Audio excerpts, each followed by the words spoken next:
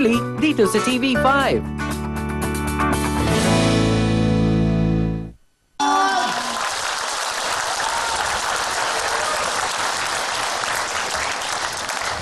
Ano, basta ba? Pasensya na sa mga susunod na programa. At after ito, nagbabagang ang babaeng ang paslupa, tapos may nagbabagang bulaklak. So, abangan niyo po yan. Sa April 23 po, magsi 6 months na po ang programa natin. 6 na buwan na po tayo. Noong March 12, nagkaroon po ng problema, which is, nag-react po ang lahat after 1 week. Yung pong bata na si Janjan, na sumayaw po daw ng malisyoso. At hinusigaan na po kaagad ako ng sangay ng mga gobyerno. Sinabi nila na inabuso ko yung bata, child abuse ko, inexploit ko yung bata. Dahil pinasayaw ko na ng pinasayaw. Dahil umiiyak na rin yung bata, pinilit ko pang sumayaw. Alam niyo, una sa lahat, pag nagkaroon po kami ng audition, hindi ko nakakausap yung mga contestant sa Real Time Big Time. So dito ko lang namimit yan. So kaya if you will notice, yung pong eksenang yon, tinanong ko siya, ano ang kakantahin mo? Sabi niya, hindi po ako kakanta, sasayaw ako.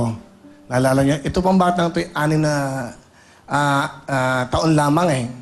Ang kanya pong father, sabi natin pa niya, batiin ko yung tatay ko, may parlor. So hindi ho namin alam ang buhay ng ating mga kababayan. Sana'y mag-celebrate kami ng 6 na buwan, itong 23. Tayong lahat. Kanina ho, at for the past days, mga ilang araw ho, marami akong pinagdaanan eh. Nung nasa ABS pa ako, nagkaroon ng stampede, 71 dead people. Sa morgue po, mag-isa lang akong lumalapit. Wala akong kasama ng mga boss ng ABS. Ako lang po yon. Wala akong kasama. Ako ang humingi ng tawad sa pamilya. Ako rin po ang humingi ng tawad sa mga bangkay. 71 dead people. Sa mga nanay, humingi ako ng tawad. 71 bangkay po yan na lumuluhod ako. Hanggang minumura ako ng ibang pamilya. Lahat ng mura inabot ko. Pero after humurahin ako, inaakap ako. Kung di ka lang mahal ng nanay ko, papatayin kita, Willie. Pinuntahan ka ng nanay ko. Kasi nanay birthday ng nanay ko. Pinuntahan ka ng nanay ko. Kagabi, nagpamanicure pa siya kasi nanay ko labandera lang, Willie.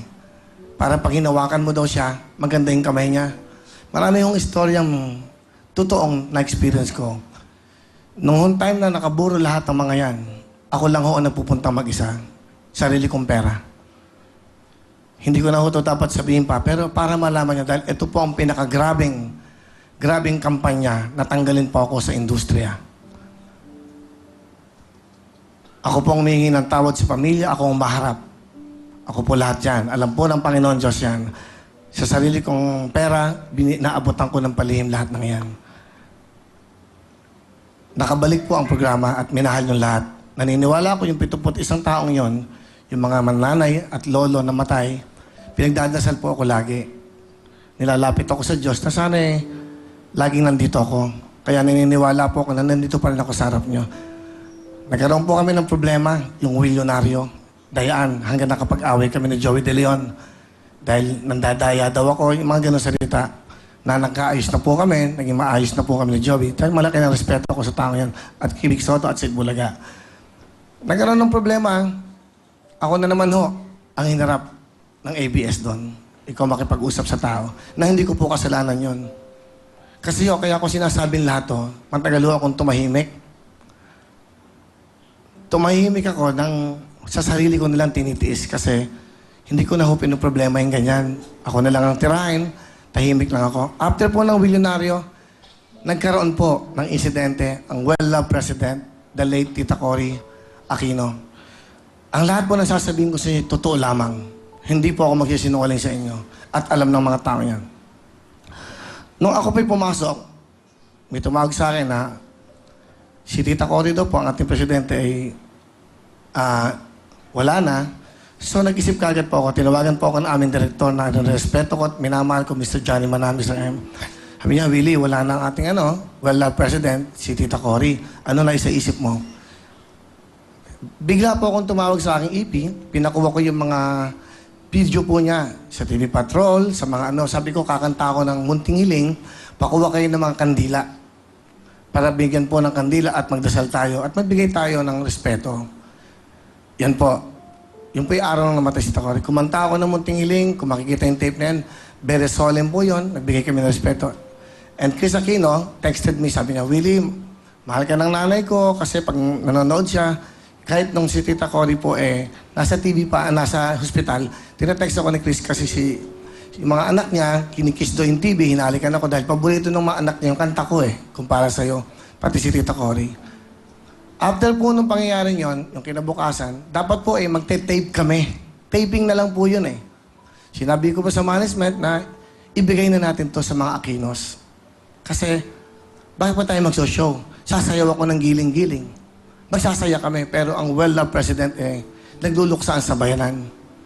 Noong una po, nag-taping kami. So, nagte-taping kami. Nung nagte-taping po kami, kasi yung araw na yung tape, mas maaga akong pumasok Pagkatapos po na nasa kwarto ko, ilalabas na po yung na-tape namin. Para maintindihan niyo po lahat. Kasi grabe na ho akong tirahin ng Inquirer, ng mga dyaryo, sa email, sa Twitter. Parang gusto nila mamatay na ako sa mundo, mawala na ako sa mundong ito. Ganun po ang ginagawa sa akin ngayon. So after po nun, live yan, I'm sure nanonood ng mga taga-ABS at totoo to. Wag na wag kayo magsisinungaling. Kahit saan tayo umabot, haharapin ko to. After po nun, sinabi ko po sa tape, okay, nung naka-tape po kami, inilabas po. Walang nakakaalam nito Sasabihin ko na ho lahat to. Sobra na ho ang kampanya na ginagawa sa akin. Lumabas po doon sa screen, habang sumasayaw kami ng giling-giling, yung kabaong ni Tita Cory. Tumawag kagad po ako sa isa sa mga boss, Kimis Linggitan. Ando ba naman kayo? Nagsasaya tayo, nagluluksa ang sambayanan. Papasukan nyo kami ng ganyan. Nakakahiya sa pamilya ng Aquino. Tinanggal po yon. Tinanggal po yon. So, nag-react sila sa sinabi ko. Pinapasukan kami, sumasayaw kami ng giling-giling, meron pong kabaong ng mahal nating presidente. Ang bastos naman, at ako ho, ang nagsumawag. Ako ang tumawag sa management. Huwag niyo namang gawin niya sa amin. Nakakaya kay Tita Cory at sa pamilya ng Aquino. Nagsasaya kami, ang sambayan ng Pilipino, inagluluksa. Parang wala kaming respeto. Ano ang nangyari? Ang nangyari, eto. Alam ng Diyos to. Total, ginaganyan niyo ako, sasabihin ko ng lahat. Tumahimik ako para walang problema. Kasuhan niyo ako, haharap ako sa inyo. Isa ho, sa management. Ang sinabi ko, ibigay na natin to sa mga Aquinos. Ano sinabi sa akin? Kailangan natin kumita. Commercial. Alam mo kung sino ka, taharapin kita. Sobrang na ginagawa niyo sa akin. Sinabi po yan at alam na. Pagkatapos mo nun, humarap na naman ako ng live. During the Wheel of Fortune, meron pong isang sumasayaw na bahay. Nobody, nobody. Inilalabas na naman po ang kabaong ni Tita Cory. Kung i-recall niyo yan, dun ulit ako nagalit. Kasi nilabas na naman po Tumawag na ako sa management Anong ginawa ng mga walang yang sumisira sa akin? Pinakita po yon sa YouTube. Nagalit na galit daw ako. Binabastos ko doon, Presidente. Alam niyo ba ang pulot dulo nun? Yun ang totoo nun. Bago pa mangyari yan, tumawag na ako sa management. Kinausap ko na sila. Huwag naman nating ipalabas yan. Magbigay tayo ng respeto. Anong ginawa niyo sa akin?